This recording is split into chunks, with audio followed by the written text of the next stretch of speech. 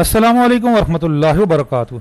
आज 2 सितंबर 2024 बरोज़ पीर पाकिस्तान का सबसे बड़ा अखबार जंग। हेडलाइन है सिविल सर्वेंट एक्ट में तरमीम का फैसला। कल हमने आगाह किया था तो साथी कह रहे थे कि आप तो डराते हैं, तो भाई आपको डराने पे तमाम न्यूज़ चैनल और अखबार भी लगे हुए हैं। हकीकत है तभी ये न्यूज़ है। तो इस तरमीम से मौजूदा हाजिर सर्विस मुलाजमीन कितने मुतसर होंगे और पुराने पेंशनर फैमिली पेंशनर मुतसर हो सकते हैं? 100% हो सकते हैं जी, बिल्कुल। इसका जवाब इसी खबर में है। ग्रेजुएटी, फैमिली पेंशन, पेंशन की बहाली सब मुतसर हो सकते हैं। ये किसी खुशफहमी में ना रहें कि ये नए भर्ती होने वालों के लिए है। 100% ये आपके लिए ही है जी। इसका जवाब इसी खबर में है, ज़रा आप गौर करें। सिविल सर्वेंट एक्ट में तरमीम का फैसला राइट साइजिंग के नतीजे में मुतसरा मुलाजमीन का तहफ़्फ़ुज़, एडजस्टमेंट और फरागत के असरात से निमटने के लिए इक़दामात। एक तीर से दो शिकार। एक तो अगर ये तरमीम हो जाती है, याद रखें सबसे पहले बताएं कि ये अभी तक प्रपोज़ल है, ये बिल जाएगा असम्बली में, अप्रूवल आएगी, उसके बाद ये अमेंडमेंट हो सकेगी। क्योंकि सिविल सर्वेंट एक्ट 1973 में तरमीम करनी है तो वो किसी एग्जीक्यूटिव ऑर्डर से नहीं हो सकती। असम्बली में बिल पेश होगा और उसके बाद ये अमेंडमेंट हो जाएगी। अगर ये अमेंडमेंट हो जाती है तो ये जो समरी गई हुई है, ऑलरेडी समरी एग्जिस्ट कर रही है, ये अप्रूव इसीलिए नहीं हो रही थी कि इसके रास्ते में रुकावट था 1973 और उसकी वही शिक्कें जिनमें तरमीम की जा रही है। तो अगर इन शिक्कों में तरमीम कर दी जाती है तो आप इस समरी को अप्रूव समझें। तो इसके बाद इसकी कौन कौन सी शिक से पुराने पेंशनर मुतसर होंगे, फैमिली पेंशनर्स कितने मुतसर होंगे, हम आपको बताते हैं। और इसका कुछ साथी इस खुशफहमी में मुब्तला हो रहे हैं कि ये जो एक जुमला लिखा हुआ है यहाँ पे कि इतलाक मुअस्सर बेमाजी ना किया जाए, यानी कि इसका इतलाक रिप्रोस्पेक्टिव ना हो ताकि ये चैलेंज ना हो सके।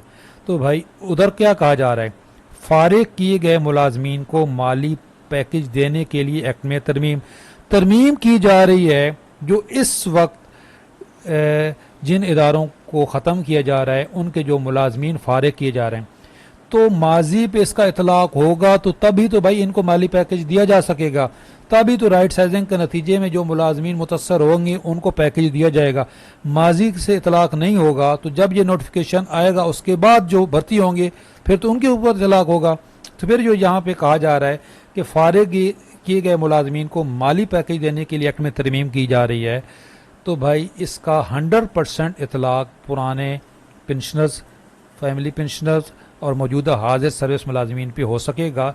ये जो सिविल सर्वेंट एक्ट की शिक्कें हैं ना जी, यही रुकावट थी और इसकी वजह से आप अपनी मर्ज़ी का पैकेज भी नहीं दे सकते थे और आप ग्रेजुएटी में तरमीम नहीं कर सकते थे जो आप यहाँ पे इस समरी में लाए थे कि कैलकुलेशन फार्मूला तब्दील कर दिया जाए, वॉलंटरी रिटायरमेंट पे जुर्माना ऐड कर दिया जाए, फ्यूचर इंक्रीज मेथोलॉजी पेंशन की चेंज की जाए। इसके रास्ते में रुकावट यही थी। तो जब ये हो जाएंगी तो हाँ, आप वक्ती तौर पे तो ये जो PWD के इदारा ख़त्म हो रहा है उसके मुलाजमीन को आप जो पैकेज दोगे मजबूरन उनको वो लेना पड़ेगा। उसके बाद बारी आएगी मौजूदा हाजिर सर्विस मुलाजमीन की, पेंशनर्स की और फैमिली पेंशनर्स की। देखें ये इसके अंदर एक वर्ड है कि abolishing existing pensionary benefits at the sole. तो ये क्या है जी कि रिड्यूस कर सकेंगे, इन्हेंस कर सकेंगे या अबॉलिश कर सकेंगे किसको? पेंशनरी बेनिफिट्स को। तो पेंशनरी बेनिफिट्स कौन कौन से होते हैं जी? रिटायरमेंट के बाद माहाना पेंशन, तो इस समरी में उस पेंशन का फार्मूला तब्दील हो रहा है, ये होगा, फार्मूला तब्दील हो जाता है तो ये जो इस वक्त हाजिर सर्विस मुलाजमीन हैं रिटायरमेंट पे जाएंगे, इनका नुकसान हो गया, पहला पॉइंट। दूसरा है जी ग्रेजुएटी और कम्यूट। ये भी जब ये देखें ग्रेजुएटी और कम्यूट, यही पहला जो पॉइंट है calculation of the grass pension, इसके 24 मंथ की एवरेज पे लाया जाएगा तो इसमें आपका कम्यूट भी कम हो जाएगा, ग्रेजुएटी भी कम हो जाएगी, माहाना पेंशन भी कम हो जाएगी। पहला पॉइंट जो हमारा था वो नए रिटायर होने वाले मौजूदा हाजिर सर्विस मुलाजमीन मुतसर होंगे। उसके बाद जी फैमिली पेंशन, तो फैमिली पेंशन 100% मुतसर होगी जी। ये जो आप इधर फैमिली पेंशन को 10 साल तक वेट किया जा रहा है तो उसके बाद ये उसको 10 साल तक कर सकेंगे, कोई रास्ते में रुकावट नहीं होगी। रास्ते में रुकावट जो था वो 1973 का एक्ट ही था। पेंशन की बहाली, पेंशन की रिस्ट्रेशन जो है ये ख़त्म नहीं कर सकते। बहुत सारे साथी सवाल कर रहे थे, इसलिए मैंने इसका जवाब देना ज़रूरी समझा। पेंशन की बहाली उस वक्त होती रहेगी जब तक कम्यूट होता रहेगा। ये देखें, अभी जो नया जो ये सजेस्टेड समरी है, इसके अंदर भी कम्यूट तो करेंगे, सिर्फ ये हो जाएगा कि एक अभी 35% कम्यूट होता है, इसको और कम कर दिया जाएगा 25%। तो जितनी भी पेंशन कम्यूट होगी वो बहाल भी होगी। हाँ, मुतसर तो हो जाएगी ना जी फैमिली पेंशन की बहाली, उसको कम कर दिया जाएगा। तो जब कम्यूट कम होगी तो वो बहाल भी कम ही होगी। तो भाई इसलिए, और एक जो पुराने पेंशनर्स हैं फैमिली पेंशनर्स के अलावा, वो क्या मुतसर होंगे जी, यहाँ पे देखें। एक तो पेंशन इन केस ऑफ री एम्प्लॉयमेंट, अगर दोबारा कोई आपको मुलाजमत मिलेगी तो आपको या तो पेंशन मिलेगी या तनख्वाह। और जो सबसे ज़्यादा जिससे सब मुतसर होंगे, ये पॉइंट नंबर 3 है, जिससे पुराने पेंशनर्स भी मुतसर होंगे, फैमिली पेंशनर्स भी मुतसर होंगे। फ्यूचर इंक्रीज मेथोडोलॉजी इन पेंशन, नए भर्ती होने वालों के लिए एक बेस लाइन बन जाएगी जी। जब वो नए रिटायर होने वालों के लिए जब वो रिटायर होंगे तो जो उनकी नेट पेंशन होगी वो बेस लाइन होगी। आइंदा जो इजाफा हुआ करेगा वो उस पर हुआ करेगा। और जो पुराने पेंशनर्स हैं, ये नोटिफिकेशन आने के बाद वो उनकी बेस लाइन बन जाएगी। तो सालाना इजाफा जो हुआ करेगा वो पहले भी अभी कम होता है, आपको पिछले साल भी आपने देखा है, इस बजट में भी देखा है कि तनख्वाहों के मुकाबले में आधी पेंशन बढ़ती है, फिर तो और कम बढ़ेगी, क्योंकि वो बेस लाइन के ऊपर होगी। जो आपकी बेस लाइन हुआ करेगी उसी के ऊपर इजाफा हुआ करेगा। इसमें मेरी एक डिटेल वीडियो है कि कितना भारी नुकसान है।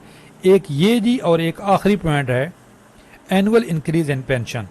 तो सालाना जो इजाफा हुआ करेगा वो महंगाई के तनासब से हुआ करेगा जी, इन्फ्लेशन के हिसाब से होगा। तो वो भी 10% से ज़्यादा इजाफा नहीं हुआ करेगा। तो एक गवर्नमेंट के पास जो हम इस वक्त आवाज़ उठा रहे हैं कि तनख्वाहों के बराबर इजाफा होना चाहिए, तो एक जवाज़ पैदा हो जाएगा पेंशन कम बढ़ाने का। तो पेंशन चाहे पुराने पेंशनर्स हों, फैमिली पेंशनर्स हों, इन शिक्कों से तो सब मुतसर होंगे। मल्टीपल पेंशन से सिर्फ वो मुतसर होगा जो ज़्यादा पेंशन ले रहा है। री एम्प्लॉयमेंट वाली शिक से वो मुतसर होगा जो दोबारा सर्विस करेगा। हाँ, एक मेरा जो मौक़िफ़ है जी, वो मैं अभी भी इस पर कायम हूँ, मैं पूरा साल बताता रहा हूँ कि 10 साल वाली जो शिक है ये रिप्रोस्पेक्टिव नहीं हो सकती। जो इस वक्त पेंशन ले रहे हैं फैमिली पेंशन, इंशाअल्लाह ताला उनकी पेंशन जारी रहेगी, पेंशन ख़त्म नहीं होगी। लेकिन जो बाकी 2 शिक्के हैं, यानी कि पेंशन में इजाफा बाकी पेंशनर के साथ ही हुआ करेगा, लेकिन फैमिली पेंशन 10 साल बाद ख़त्म नहीं होगी। ये मेरी राय है, लेकिन गवर्नमेंट का कुछ पता नहीं होता जी, जिस तरीके से ये अमेंडमेंट लाई जा रही हैं। तो भाई इसलिए इसी का ये जो सवाल था, इसी के अंदर इसका जवाब है कि ये वजारत कानून ने तो ये कहा है कि ये चैलेंज हो जाएगी अगर आप इसको माजी से करोगे। माजी से नहीं करेंगे तो राइट साइजिंग के नतीजे में जो मुतसरा मुलाजमीन है फिर उनको क्या बेनिफिट दे सकेंगे। तो ये माजी से इतलाक तो करना पड़ेगा। फिर भी आपका कोई सवाल है तो आप हमारा जो ग्रुप है वो ज्वाइन कर सकते हैं। मामूली सी फ़ीस है और कुछ टर्म एंड कंडीशन है। ये व्हाट्सअप नंबर है, इस पर कॉल करेंगे तो मैं जवाब नहीं दूंगा। व्हाट्सअप नंबर है सिर्फ ज्वाइनिंग के लिए। ज्वाइन कर लेंगे, ग्रुप में आ जाएंगे तो आपके तमाम सवालात के जवाब देंगे। अल्लाह हाफिज़।